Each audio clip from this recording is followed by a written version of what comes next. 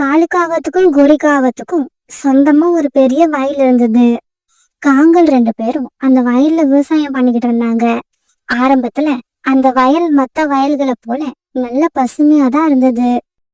ஆனா நாட்கள் போக போக காங்கள் 2 பேரும் வயலுக்கு போய் வேலை செய்யாம சோம்பேறித்தனமா இருந்ததால அந்த வயல் சீக்கிரமாவே காஞ்சு போக ஆரம்பிச்சிருச்சு. காலுஜி, நாம இப்படி வீட்லயே சோம்பேறித்தனமா இருந்தா வர்ற மழை காலத்துக்கு ரொம்ப கஷ்டப்படணும். ஆமா கோரி, நாளைக்கு வயல் பக்கம் போய் பார்த்துட்டு வருவோம். நம்ம வயல் பக்கம் போய் ரொம்ப நாள் ஆகுது. போய் பார்த்துட்டு வந்தா மட்டும் பத்தாது, நாளையில இருந்து நம்ம வயல்ல வேலை செஞ்சாகணும். இப்படி பேசிக்கிட்ட காங்கள் 2 பேரும் பிறகு அப்படியே படுத்து தூங்க ஆரம்பிச்சாங்க. மறுநாள் பொழுது விடிஞ்சிச்சு. மறுநாள் காலையில காலுக்காகவும் கோரிக்காகவும் தங்களுடைய வயலுக்கு வந்தாங்க.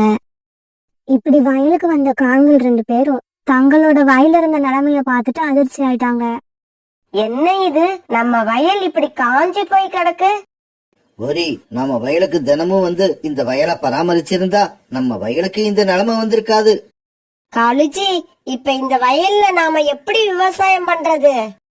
நம்ம வயல் நல்ல நிலைமையில இருக்கிறப்பவே நாம விவசாயம் பண்ணனா கொஞ்சம் லாபம் தான் கிடைக்கும். இந்த நிலைமையில இந்த காஞ்சி போன வயல்ல நாம உயிரை கொடுத்து உழைச்சாலும் நமக்கு எதுவும் கிடைக்காது. காலுஜி, எனக்கு ஒரு ஐடியா வந்திருக்கு. நாம பேசாம சோனா குருவி கிட்ட போய் இந்த வயல்ல வந்து வேலை பார்க்க சொல்லுவோம். வர்ற லாபத்துல ஆளுக்கு பாதின்னு சொன்னா கண்டிப்பா ஒத்துக்கும். அப்படின்னா வர்ற லாபத்துல பாதிய சோனா குருவிக்கு கொடுக்கறதுக்கு நீ தயாரா இருக்கியா? நான் சோனா குருவிக்கு லாபத்துல பாதி கொடுக்கறதுக்கு தயாரா இல்ல, அதை ஏமாத்துறதுக்கு தயாரா இருக்கிறேன். இப்படி பேசிக்கிட்ட காங்கள் 2 பேரும் பிறகு சோனா குருவி வீட்டை நோக்கி பறந்து போனாங்க.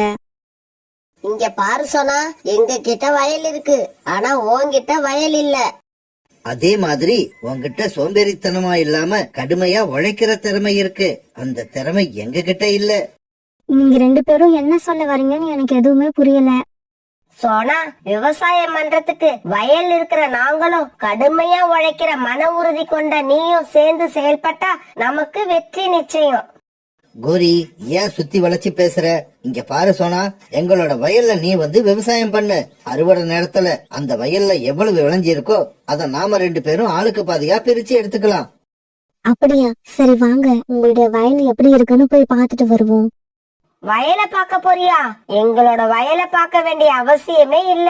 ஒரு வயல் எப்படி இருக்கணுமோ அந்த மாதிரிதான் எங்களோட வயலும் இருக்கும். காங்கள் இப்படி பேசின உடனே சோனா குருவியும் அவங்களோட வயல்ல வந்து வேலை செய்யறதுக்கு ஒத்துக்குச்சு. ஐயோ, என்ன இது, இந்த வயல் பூரா இப்படி காஞ்சி கிடக்கு. இந்த வயல்ல விவசாயம் பண்றது சாதாரண காரியம் இல்ல. சோனா குருவி இப்படி சொன்னதை கேட்டுட்டு அங்க இருந்த மரம் இப்படி பேச ஆரம்பிச்சது. இங்க பாரு குருவி, இந்த வயல் இருக்கிற நிலைமைய பார்த்துட்டு நீ பயப்படாத. தைரியமா வேலை செய், நம்பிக்கையோட இரு. உனக்கு கண்டிப்பா வெற்றி கிடைக்கும். மறுநாள் எனக்கு என்னவோ இந்த வயலை பார்த்தா இதுல பயிர் விளையுங்கிற நம்பிக்கையே இல்ல. இங்க பாரு குருவி, நான் சொல்றத கேளு. இந்த வயல் இந்த மாதிரி வறண்டு போய் இருக்கிறதுக்கு காரணமே அந்த சோம்பேறி காகங்கள் தான். அதனால நீ எதை நினைச்சும் கவலைப்படாம இந்த வயல்ல விவசாயம் பண்ண ஆரம்பி. அந்த மரம் பேசின பேச்ச கேட்டதும் சோனா குருவி மனசுல இப்ப தைரியம் வந்துச்சு. மரம்னா, நான் இந்த வயல்ல கண்டிப்பா வேலை செய்வேன், தைரியமா இருப்பேன். எவ்வளவு கஷ்டம் வந்தாலும் என்னோட முயற்சியில இருந்து நான் பின்வாங்கவே மாட்டேன். இப்படி சொன்ன சோனா குருவி பிறகு தன்னுடைய வீட்டுக்கு பறந்து போச்சு. மறுநாள் பொழுது விடிஞ்சிச்சு. காலையில சீக்கிரமாவே வயலுக்கு போன சோனா குருவி அந்த வயல்ல ஏர் உழ ஆரம்பிச்சது. அன்னைக்கு கடுமையான வெயில் இருந்தது. இருந்தாலும் அதை பத்தி எல்லாம் கவலைப்படாத சோனா குருவி வயல்ல ஏர் ஓடிக்கிட்டே இருந்தது. இந்த சமயத்துல கழுகக்கா அங்க பறந்து வந்துச்சு. சோனா, உனக்கு என்ன பைத்தியமா பிடிச்சிருக்கு? எதுக்காக இந்த காஞ்சி போன பூமியே இப்படி கஷ்டப்பட்டு உழுதுகிட்டு இருக்க? இதனால உனக்கு எந்த புண்ணியமும் இருக்காது. கழுகக்கா, இந்த வயல் வறண்டு போனதா இருந்தாலும் நம்மளோட உழைப்பு உண்மையானதா இருந்தா அதுவும் போகாது. நமக்கு கடைசியா வெற்றி கிடைக்கும். எனக்கு அந்த நம்பிக்கை இருக்கு. இப்படி சொன்ன சோனா குருவி பிறகு மறுபடியும் ஏர் உழ ஆரம்பிச்சது. இப்படி ஒரு நாள் பூரா அந்த வயல்ல ஏர் உழுத சோனா குருவி பிறகு தன்னுடைய வீட்டுக்கு பறந்து போச்சு. மறுநாள் காலையில யாருமே எதிர்பாராத வகையில அந்த காட்டுல மழை பெய்ய ஆரம்பிச்சது. இப்படி மழை பெய்யறத தன்னோட வீட்டுல உட்கார்ந்து அந்த சோனா குருவி ரொம்பவும் சந்தோஷத்தோட பாத்துக்கிட்டு இருந்தது. அந்த நாள் பூரா மழை பெஞ்சுக்கிட்டே இருந்தது. மறுநாள் காலையில சோனா குருவி காங்களோட வயலுக்கு பறந்து போச்சு. அந்த வயலோட ஒரு பகுதியில தண்ணீர் தேங்கி நின்னுச்சு. அதே வயலோட இன்னொரு பகுதி காஞ்சு போய் இருந்தது. என்ன இது, ஒரே வயலோட 2 பகுதியும் வேற வேற மாதிரி இருக்கு. இதுல என்ன பயிர் பண்றதுன்னு எனக்கு குழப்பமா இருக்கு. இப்படி நினைச்ச சோனா குருவி உடனே தன்னுடைய அம்மாவை பார்க்க பறந்து போச்சு. இங்க பாரு சோனா, தண்ணி தேங்கி நிக்கிற பகுதியில நெற்பயிர விவசாயம் பண்ணு. தண்ணி இல்லாம காஞ்சி போய் இருக்கிற பூமியில சோளம் பயிர் பண்ணு. அம்மா இப்படி சொன்னதை கேட்டதும் சோனா குருவி பிறகு வயலுக்கு பறந்து போச்சு. அவங்க சொன்ன மாதிரி தண்ணீர் தேங்கி நிக்கிற இடத்துல நெல் பயிரை விவசாயம் பண்ணுச்சு. தண்ணீர் இல்லாம காஞ்சு போயிருந்த வயல்ல சோள விதைகளை விதைச்சு வச்சுச்சு. இப்படியே சில நாட்கள் நகர்ந்துச்சு. சோனா குருவி உண்மையாவும் நேர்மையாவும் அந்த வயல்ல வேலை செஞ்சால அந்த வயல் பூரா இப்ப பாக்குறமும் பசுமையா மாறிடுச்சு. காலுஜி, நம்ம வயல் பக்கம் போய் ரொம்ப நாள் ஆகுது. வாங்க நாம போய் வயல் எப்படி இருக்குன்னு பாத்துட்டு வருவோம். ஆமா ஆமா சோனா குருவி வயல்ல உண்மையிலேயே வேலை செய்யுதா இல்ல நம்மள மாதிரி படுத்து தூங்குதான்னு போய் பார்த்துட்டு வருவோம். இப்படி பேசிக்கிட்ட இவங்க 2 பேரும் பிறகு வயலுக்கு போனாங்க. இப்படி வயலுக்கு போன இவங்க 2 பேரும் வயல்ல இருந்த நிலைமைய பார்த்துட்டு அதிர்ச்சியானாங்க. காலுஜி, என்ன இது? இந்த வயல் இவ்வளவு பசுமையா இருக்கு. இந்த வயல் உண்மையிலேயே நம்மளோட வயல் தானா, இல்ல வயல் மாறி வந்துட்டோமா? கோரி அக்கா, இது வேற யார் வயலும் இல்ல, உங்களோட வயல் தான். நீங்க என்கிட்ட கொடுக்கும் போது வறண்டு போயிருந்த இந்த வயல்ல என்னோட உழைப்பு தான் இப்படி பசுமையா மாத்தி இருக்கு. சோனா, இதை எங்களால நம்பவே முடியல. நீ எங்க 2 பேரையும் ரொம்ப ஆச்சரியப்பட வச்சுட்ட. இப்படியே சில நாட்கள் நகர்ந்துச்சு. இப்ப நெற்பயிர் ரொம்பவும் அமோகமா விளைஞ்சிருந்தது. அதே மாதிரி சோள பயிரும் நெற்பயிர் கூட போட்டி போட்டுக்கிட்டு வளர்ந்திருந்தது. வயலுக்கு வந்து இதையெல்லாம் பார்த்த சோனா குருவி ரொம்பவும் சந்தோஷப்பட்டுச்சு. பிறகு நெற்பயிரையும் சோள பயிரையும் அறுவடை பண்ணி தனித்தனியா அடுக்கி வச்சுச்சு. இந்த சமயத்துல காங்களும் தங்களுடைய வயலை பாக்குறதுக்காக அங்க வந்தாங்க. காலன்னா கோரியக்கா, நான் நெல்லையும் சோளத்தையும் அறுவடை பண்ணி முடிச்சுட்டேன். இது 2 பாகமா பிரிச்சு நம்ம ஆளுக்கு பாதியா எடுத்துக்கலாம். என்னது, ஆளுக்கு பாதியா? இந்த வயல் என்ன உன்னோடதுன்னு நினைச்சிட்டியா? இந்த வயல் எங்களோடது. ஆமா சோனா, உனக்கு வேணும்னா 2 சோளம் தரேன். அத சாப்பிட்டுக்கிட்டே வீட்டுக்கு பறந்து போயிடு. இன்னும் ஒரு தடவை எங்களுக்கு பாதி உங்களுக்கு பாதின்னு என்கிட்ட பேசி எங்களோட கோபத்தை கிளப்பாத. இங்க பாருங்க, நீங்க செய்யறது நியாயம் கிடையாது. நான் இந்த வயல்ல ராப்பகலா உழைச்சிருக்கேன். என்னோட உழைப்பாலதான் இந்த வயல்ல நெல்லு சோளமும் இந்த அளவுக்கு விளைஞ்சிருக்கு. என்னை ஏமாத்தணும்னு நினைச்சீங்கன்னா அப்புறம் உங்களுக்கு எதுவுமே இல்லாம போயிடும். இப்படி பேசின சோனா குருவி ஆத்திரம் தாங்காம அப்படியே அழ ஆரம்பிச்சது. சோனா குருவி இப்படி அழறத பார்த்துட்டு அந்த வழியா பறந்து போன ரீட்டா, கிளி, புறா இவங்க எல்லாம் அங்க வந்தாங்க. நடந்ததை கேள்விப்பட்ட இவங்க 2 பேரும் இப்படி பேச ஆரம்பிச்சாங்க. இங்க பாருங்க, நியாயமா பார்த்தா நீங்க பேசுனதை விட அதிகமாவே சோனா குருவிக்கு கொடுத்தாங்கணும். ஆனா நீங்களும் சோனா குருவியை ஏமாத்த பாக்குறீங்க. ஆமா, நீங்க பேசினபடி பாதி விளைச்சல சோனா குருவிக்கு கொடுத்துருங்க. அதுதான் நியாயம். இங்க பாருங்க புறா, ரீட்டா, கிளி, நீங்க 2 பேரும் யாரு? இந்த விஷயத்துல நீங்க எல்லாம் பேசுறதுக்கு உங்களுக்கு அதிகாரமே கிடையாது. மரியாதையா இடத்த காலி பண்ணுங்க.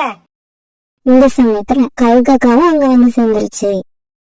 கழுகாக்கா வந்ததும் புறா நடந்தது எல்லாத்தையும் கழுகாக்கா கிட்ட சொல்லுச்சு. கோரி, கழுகக்கா வந்துருச்சு. இதுக்கப்புறம் நாம இங்க இருக்கிறது ஆபத்து.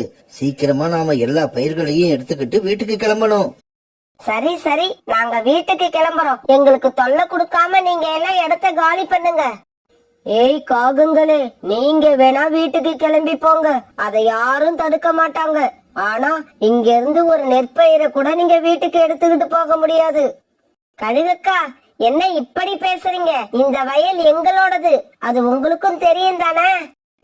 வயல் உங்களோடதுதான், ஆனா உழைப்பு எல்லாமே சோனா குருவியோடது. நான் கூட இந்த வயல்ல எதுவுமே கிடைக்காதுன்னு நினைச்சேன். ஆனா சோனா குருவி தன்னோட உழைப்பால என்னோட எண்ணத்தையே பொய்யாக்கி காட்டிடுச்சு. அப்படிப்பட்ட சோனா குருவியை நீங்க ஏமாத்துறத என்னால பாத்துக்கிட்டு இருக்க முடியாது. கழுகக்கா, சோனா குருவியை ஏமாத்த நினைச்ச காகங்களுக்கு தக்க தண்டனை கொடுக்கணும். இங்க பாரு சோனா, இங்க உள்ள பயிர்கள் எல்லாத்தையும் எடுத்துக்கிட்டு நீ வீட்டுக்கு கிளம்பு. உன்னை ஏமாத்த நினைச்ச இந்த காகங்கள் வெறும் கையோட வீட்டுக்கு போகட்டும். ஐயோ கழுகக்கா, அவசரப்பட்டு அப்படியெல்லாம் முடிவு பண்ணிடாதீங்க. நாங்க பேசினபடியே சோனா குருவிக்கு பாதி கொடுத்துடுறோம், மீதி பாதியை எங்ககிட்ட கொடுங்க. முடியாது, சோனா குருவியை ஏமாத்தின உங்களுக்கு இதுதான் தண்டனை. இந்த வயல்ல இருந்து நீங்க எதையும் வீட்டுக்கு எடுத்துக்கிட்டு போக முடியாது.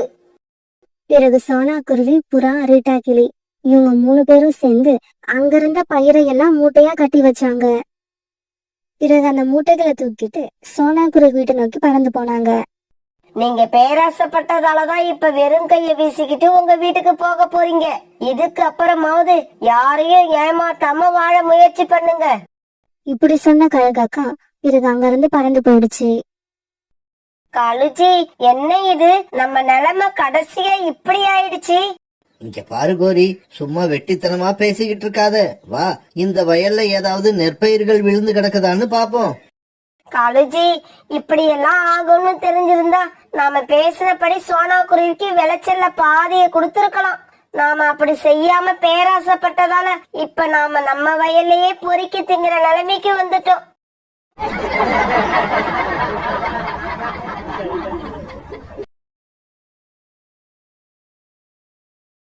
பெரிய கடற்கரைக்கும் பக்கத்துல இருந்த சுந்தரவன காடு அது. அந்த காட்டுல இருந்த ஒரு சின்ன வீட்டுல ராணா குருவியும் சோனா குருவியும் வாழ்ந்து வந்தாங்க. ராணா குருவி அந்த காட்டுல இருந்த ஒரு ஃபேக்டரியில வேலை பார்த்துக்கிட்டு இருந்தது. ராணா குருவியும் சோனா குருவியும் ரொம்ப சந்தோஷமா அவங்களோட வீட்டுல வாழ்ந்து வந்தாங்க. இருந்தாலும் குழந்தை பிறக்கலையேங்கிற ஒரு சின்ன குறை அவங்களோட மனசுல இருந்துகிட்டே இருந்தது. ஒரு நாள் தன்னுடைய வேலையை முடிச்ச ராணா குருவி சாயங்காலமா தன்னோட வீட்டுக்கு திரும்பி வந்தது. ராணாஜி, நம்ம மனசுல இருந்த பெரிய குறை இன்னையோட தீர்ந்து போயிடுச்சு. இங்க பாருங்க, இன்னைக்கு நான் 3 முட்டை இட்டு இருக்கேன். பிறகு கூட்டுல இருந்த 3 முட்டைய பார்த்த ராணா குருவி ரொம்பவும் சந்தோஷமாயிடுச்சு. அன்னையில இருந்து ராணா குருவி சோனா குருவியை எந்த வேலையும் பார்க்க அனுமதிக்கிறதே இல்ல. ராணா குருவியே நதிக்கரைக்கு போய் வீட்டுக்கு தேவையான தண்ணீரை எடுத்துட்டு வரும். அப்புறம் வேலைக்கு கிளம்புறதுக்கு முன்னாடியே அன்னைக்கு தேவையான உணவையும் சமைச்சு வச்சிரும். அப்புறம் வேலையை விட்டு வீட்டுக்கு வரும்போது சோனா குருவிக்கு நல்ல சத்தான பழங்களையும் காய்கறிகளையும் வாங்கிட்டு வரும். ராணாஜி, நீங்களே இப்படி எல்லா வேலையும் செய்யறதால என்னோட உடம்பு ரொம்ப சோம்பேறி ஆயிடுச்சு. அப்படி இல்ல சோனா, நாளைக்கு முட்டையில இருந்து குழந்தைங்க வெளியே வந்துட்டாங்கன்னா அவங்க நம்ம பேச்சு கேட்க மாட்டாங்க, நினைச்ச இடத்துக்கெல்லாம் போவாங்க. அந்த சமயத்துல நீ அவங்க பின்னாடியே ஓடிக்கிட்டு இருக்கணும். அப்படி ஓடுறதுக்கு உன்னோட உடம்புல தெம்பு வேண்டாமா? பிறகு சீக்கிரமாவே ஒரு நல்ல நாள்ல 3 முட்டையில 3 குழந்தைங்க வெளியே வந்தாங்க. இந்த 3 குழந்தைங்கல முதலாவதா பிறந்தது பெண் குழந்தை, அவ பேரு பியூட்டி. அடுத்ததான் ஒரு ஆண் குழந்தை, அவன் பேரு குக்கு. கடைசியா இன்னொரு ஆண் குழந்தை, அவன் பேரு சிச்சி. அத பார்த்துட்டு ராணா குருவியும் சோனா குருவியும் ரொம்ப சந்தோஷமானாங்க. ராணாஜி, 3 குழந்தைங்களையும் பாக்குறதுக்கு எவ்வளவு அழகா இருக்காங்க. ஆமா சோனா, நம்ம குழந்தைங்கள பார்க்க எனக்கு ரொம்ப சந்தோஷமா இருக்கு. அம்மா அம்மா, எனக்கு சாப்பிட ஏதாவது இனிப்பா கொடுங்க. அம்மா, எனக்கும் ரொம்ப பசிக்குது. ஆமா அம்மா, எனக்கும் தான் ரொம்ப பசிக்குது. சோனா, நீ குழந்தைங்க கூட பேசிக்கிட்டே இரு, நான் போய் குழந்தைங்க சாப்பிடறதுக்கு ஏதாவது பழம் எடுத்துக்கிட்டு வரேன். இப்படி சொன்ன ராணா குருவி பிறகு ஒரு கூடை எடுத்துக்கிட்டு காட்டுக்குள்ள பறந்து போச்சு. இப்படி போன ராணா குருவி அந்த காட்டுல இருந்த ஒரு கொய்யா மரத்துக்கு போச்சு. அந்த கொய்யா மரத்துல கொஞ்சம் கொய்யா பழங்கள் இருந்தது. உடனே ராணா குருவி அந்த பழங்களை பறிச்சு தன்னோட கூடையில போட்டுக்கிச்சு. அந்த சமயத்துல ரீட்டா கிளி அங்க வந்தது. ரீட்டா, இன்னைக்கு எங்களுக்கு 3 குழந்தைங்க பிறந்திருக்காங்க. அப்படியா? ரொம்ப சந்தோஷம். சரி சரி, நீ பழங்களை எடுத்துக்கிட்டு போய் சீக்கிரமா உங்களுக்கு சாப்பிட கொடுங்க. பிறகு ராணா குருவி அந்த பழக்கூடைய தூக்கிட்டு தன்னோட வீட்டை நோக்கி பறந்து போச்சு. ராணா குருவி எடுத்துட்டு வந்த பழத்தை 3 குழந்தைங்களும் சந்தோஷமா சாப்பிட்டாங்க.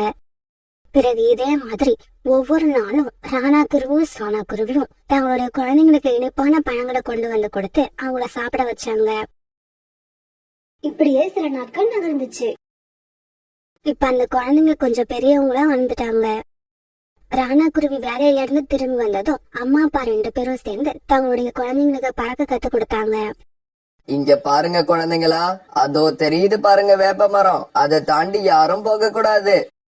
ஆமா, நீங்க அந்த வேப்ப மரத்துக்கிட்ட போனதும் மறுபடியும் திரும்பி எங்க கிட்டயே வரணும். பியூட்டியும் குக்குவும் அம்மா அப்பா சொன்ன மாதிரி அந்த வேப்ப மரத்தை தாண்டி பறந்து போக மாட்டாங்க. ஆனா கடைசி பையன் சிச்சு அப்படி இல்ல. அவன் ரொம்பவும் சுட்டித்தனமா இருந்தான். அம்மா அப்பா சொன்னதை காதுல வாங்காம அந்த வேப்ப மரத்தையும் தாண்டி வேகமா பறந்து போய்கிட்டே இருந்தான். பிறகு ராணாக்குருவி பறந்து போய் அவனை வழியில மடக்கி திரும்பவும் தங்களுடைய வீட்டுக்கு அழைச்சிட்டு வந்துச்சு. இங்க பாரு சிச்சு, நீங்க 3 பேரும் இப்பதான் பறக்க கத்துக்கிறீங்க. இந்த சமயத்துல ரொம்ப தூரம் பறந்து போக கூடாது, அது ரொம்ப ஆபத்து. அம்மா, அக்காவையும் அண்ணனையும் விட நான் தான் ரொம்ப தூரமா பறந்து போனேன். சிச்சு, அம்மா அப்பா பேச்சுக்கு நம்ம மதிப்பு கொடுக்கணும். அவங்க சொல்றபடிதான் நடந்துக்கணும். ஏன்னா எது நல்லது எது கெட்டதுன்னு நமக்கு தெரியாது, அவங்களுக்கு தான் தெரியும். அக்கா, ஒன்னாலையும் அண்ணனாலையும் ஏன் அளவுக்கு பறக்க முடியல. நம்ம 3 பேர்ல என்னாலதான் ரொம்ப தூரம் பறக்க முடியும். தம்பி, நீ நினைக்கிறது தப்பு. எங்களாலையும் ரொம்ப தூரம் பறக்க முடியும். இருந்தாலும் நாம எப்ப எவ்வளவு தூரம் பறந்து போகணுங்கிறது நம்மளை விட அம்மா அப்பாவுக்கு தான் நல்லா தெரியும். ஏன்னா அவங்களுக்கு நம்மளை விட அனுபவம் ரொம்ப அதிகம். ஒரு நாள் காலையிலேயே ராணாக்குருவி தன்னுடைய வேலைக்கு கிளம்பி போக தயாராச்சு. பியூட்டி, குக்கு, சிச்சு, நீங்க 3 பேரும் அம்மா சொன்ன பேச்ச கேட்கணும். அப்பா இன்னைக்கு சாயங்காலம் ஸ்வீட் வாங்கிக்கிட்டு வருவேன். அம்மா சொன்ன பேச்ச கேட்டவங்களுக்கு மட்டும்தான் அந்த ஸ்வீட்டை கொடுப்பேன். இப்படி சொன்ன ராணாக்குருவி பிறகு அது வேலை பார்க்கற ஃபேக்டரிக்கு பறந்து போச்சு. பிறகு சோனாக்குருவி வழக்கம் போல 3 பேரும் பறக்க வச்சு ட்ரைனிங் கொடுத்துக்கிட்டு இருந்தது. இங்க பாருங்க குழந்தைங்களா, அம்மா நதிக்கு போய் தண்ணீர் குடிச்சிட்டு வந்துடுறேன். அது வரைக்கும் நான் சொன்ன மாதிரியே பறந்துகிட்டு இருங்க. இப்ப மேல் காத்து வீசுற காலம், அதனால நீங்க ரொம்ப உயரத்துக்கு போக கூடாது, கீழே பறந்துட்டு திரும்பி வந்துடணும். இப்படி சொன்ன சோனாக்குருவி பிறகு நதிக்கு தண்ணீர் குடிக்க பறந்து போச்சு. பிறகு குழந்தைங்க 3 பேரும் பறக்க ஆரம்பிச்சாங்க. ஆரம்பத்துல கொஞ்ச நேரம் வரைக்கும் 3 பேரும் ஒரே உயரத்துல தான் பறந்து போனாங்க. ஆனா கொஞ்ச தூரம் போன உடனே சிச்சு இன்னும் உயரமா பறக்க ஆரம்பிச்சான். சிச்சு, உயரமா பறந்து போகாதே, கீழே வந்துரு. சிச்சு, இப்ப மேல் காத்து வீசுற காலம்னு அம்மா சொன்னதை மறந்துட்டியா? சீக்கிரமா கீழே வா. ஆனா இவங்க பேச்சையெல்லாம் கேட்காத சிச்சு மேல பறந்து போய்கிட்டே இருந்தான். இப்படி பறந்து போன சிச்சு திடீர்னு ரொம்பவும் வேகமா வீசின மெயின் காத்துல மாட்டிக்கிட்டான். ரொம்பவும் வேகமா வீசுற காத்து சிச்சுவை தான் போன போக்குல எல்லாம் இழுத்துக்கிட்டு போச்சு. சிச்சு அந்த காற்றை விட்டு வெளியில வர எவ்வளவோ போராடி பார்த்தான். ஆனா அவனால முடியவே இல்லை. அந்த காத்து வீசின திசையெல்லாம் சிச்சுவை இழுத்துக்கிட்டே போய்கிட்டு இருந்தது. தங்களோட தம்பியை இப்படி காத்து இழுத்துட்டு போறத பார்த்த பியூட்டியும் குக்கும் கண்ணீர் விட்டு அழுதாங்க. அக்கா, அக்கா, நம்ம தம்பிய காத்து இழுத்துக்கிட்டு போயிடுச்சு. இப்ப நாம என்ன பண்றது? குக்கு, நீ எங்கேயும் போகாத, இங்கேயே உட்கார்ந்து. நான் போய் நதிக்கரையில இருக்கிற அம்மா கிட்ட இந்த விஷயத்தை சொல்லிட்டு வரேன். இப்படி சொன்ன பியூட்டி வேகமா பறந்து போச்சு. போற வழியில ஒரு மரத்துல ரீட்டா கிளி உட்கார்ந்துருக்கத பார்த்த பியூட்டி உடனே அங்க போச்சு. ரீட்டா ஆண்டி, நீங்க எல்லாம் தண்ணி குடிக்க போற நதி எந்த பக்கம் இருக்கு? இதோ இப்படியே வலது பக்கம் பறந்து போனீங்கன்னா நாங்க தண்ணி குடிக்க போற நதியை பார்க்கலாம். நதி இருக்கிற திசையை தெரிஞ்சுக்கிட்ட பியூட்டி பிறகு வேகமா நதியை நோக்கி பறக்க ஆரம்பிச்சது. கோரியக்கா, இப்ப என்னோட 3 குழந்தைங்களும் ஓரளவுக்கு நல்லா பறக்க கத்துக்கிட்டாங்க. ஆனா இந்த கடைசி பையன் சிச்சுவை நினைச்சாதான் பயமா இருக்கு. நம்ம சொல்றத கேக்குறதே இல்ல. நம்ம தூரமா பறக்காதுன்னு சொன்னா அப்பதான் தூரமா பறந்து போறான். உயரமா பறக்காதுன்னு சொன்னா அப்பதான் உயரமா பறந்து காமிக்கிறான். சோனா, குழந்தைங்க சின்ன வயசுல அப்படிதான் இருப்பாங்க. அதெல்லாம் வளர வளர சரியா போயிடும். சின்ன வயசுல என்னோட பையன் ஜக்கு பண்ணாத அட்டகாசமா. இப்ப பாரு, நாங்க சொன்ன பேச்ச கேட்டு அன்பா நடந்துக்கிறான். இவங்க இப்படி பேசிக்கிட்டு இருக்க சமயத்துல பியூட்டி வேக வேகமா பறந்து அந்த இடத்துக்கு வந்தது. அம்மா, அம்மா, நம்ம தம்பி. அம்மா, அம்மா, நம்ம சிச்சு தம்பி. பியூட்டி, என்னாச்சு? நம்ம சிச்சுவுக்கு என்னாச்சு? அம்மா, அம்மா, நாங்க 3 பேரும் பறந்து போய்கிட்டு இருந்தோம். சிச்சு எங்க பேச்ச கேட்காம ரொம்ப உயரத்துக்கு பறந்து போனான். அந்த சமயத்துல வேகமா வீசுற காத்து அவனை எங்கேயோ இழுத்துக்கிட்டு போயிடுச்சு. கடவுளே, இது என்ன சோதனை? வேகமா வீசின காத்து அவனை எந்த பக்கம் இழுத்துட்டு போயிருக்குனே தெரியல. இப்ப நான் என்ன பண்ணுவேன்? சோனா கவலைப்படாத, வா நாம போய் மேல் காத்து எந்த பக்கம் வீசுதுன்னு பாப்போம். பியூட்டி, நீ போய் குக்கு கூட இரு. அம்மா சிச்சுவை தேடி பார்த்துட்டு சீக்கிரமா வந்துடு. இப்படி சொன்ன சோனா குருவி பிறகு கோரிக்காகத்து கூட பறந்து போச்சு. வானத்துல பறக்க ஆரம்பிச்ச இவங்க நல்ல உயரத்துல பறந்து போனாங்க. சோனா, காத்து கடற்கரையை நோக்கி தான் வீசுது, வா நாம இந்த பக்கமா பறந்து போவோம். இப்படி பேசிக்கிட்டு இவங்க பிறகு கடற்கரையை நோக்கி வேகமா பறந்து போனாங்க. கோரிக்காவும் சோனாவும் பெரிய பறவைகளா இருந்தாலும் அவங்களால வேகமா வீசுற அந்த காத்துல அவ்வளவு ஈஸியா பறந்து போக முடியல. சோனா சோனா, இதோ இங்க பாரு, இந்த புதர் காட்டுக்குள்ள உன்னோட பையன் விழுந்து கிடக்குறான். பிறகு சோனா குருவியும் கோரிக்காவும் அங்க போய் உட்கார்ந்தாங்க. சோனா, இந்த செடியில முள்ளு நிறைய இருக்கும். நாம கொஞ்சம் அலட்சியமா இருந்தாலும் சிச்சுவோட உடம்பு பூரா காயம் உண்டாயிடும். சிச்சுவ ஜாக்கிரதையா வெளியில எடுக்கணும். இப்படி சொன்ன கோரி பிறகு சிச்சுவை ரொம்பவும் சாமர்த்தியமா காயம் படாம அந்த புதற்காட்டுல இருந்து வெளியே எடுத்துடுச்சு. பிறகு சோனா குருவி சிச்சுவை தான் நெஞ்சோட அணைச்சிக்கிச்சு. சிச்சு அப்ப மயங்கின நிலைமையில இருந்தான். பிறகு சோனா குருவி குக்குவையும் பியூட்டியையும் கூப்பிட்டுக்கிட்டு தன்னுடைய வீட்டுக்கு திரும்பி வந்துச்சு. வீட்டுக்கு வந்து ரொம்ப நேரம் ஆயிடுச்சு. இப்படி ரொம்ப நேரம் போனதுக்கு அப்புறம் சிச்சு இப்பதான் தன்னுடைய கண்ணை திறந்து பார்த்தான். அம்மா அம்மா, நான் எங்க இருக்கேன்? எனக்கு ரொம்ப பயமா இருக்கு. உடனே சோனா குருவி மறுபடியும் சிச்சுவை தன்னோட ரக்கையால தூக்கி அணைச்சுக்கிச்சு. சிச்சு, நீ எங்க பேச்ச கேட்காம உயரமா பறந்து போனதாலதான் நீ இன்னைக்கு இவ்வளவு கஷ்டப்பட்ட. இதுக்கப்புறமாவது அம்மா அப்பா பேச்சையும் எங்க பேச்சையும் காது கொடுத்து கேளு. அக்கா அக்கா, இதுக்கப்புறம் நீங்க எது சொன்னாலும் கேட்பேன். உங்க பேச்ச மீறி நடக்கவே மாட்டேன். குழந்தைங்களா, நான் சொன்ன மாதிரியே ஸ்வீட் வாங்கிக்கிட்டு வந்திருக்கேன். அம்மா பேச்ச கேட்டு நடந்தவங்க மட்டும் இந்த ஸ்வீட்டை வந்து சாப்பிடுங்க. ராணா இப்படி சொன்ன உடனே பியூட்டியும் குக்குவும் ஓடி போய் அந்த ஸ்வீட்டை சாப்பிட ஆரம்பிச்சாங்க. தான் செஞ்ச தவற உணர்ந்த சிச்சு கண்ணீர் விட்டு அழுதுகிட்டே உட்கார்ந்திருந்தான். சோனா, சிச்சு மட்டும் எதுக்காக அழுதுகிட்டு இருக்கான்? அவ நீ சொன்ன பேச்ச கேட்கலையா? அப்படியெல்லாம் இல்லைங்க, சிச்சு ரொம்ப நல்ல பிள்ளை. அவன் கண்ணுல தூசி விழுந்துடுச்சு, அதனாலதான் அவன் கண்ணுல இருந்து கண்ணீர் வருது. சிச்சு போங்க, அப்பா வாங்கிட்டு வந்த ஸ்வீட்டை எடுத்து சாப்பிடுங்க. அம்மா இப்படி சொன்ன உடனே சிச்சு உடனே தாவி போய் தன்னோட அக்கா அண்ணன் கூட சேர்ந்து அந்த இனிப்பை சாப்பிட ஆரம்பிச்சான்.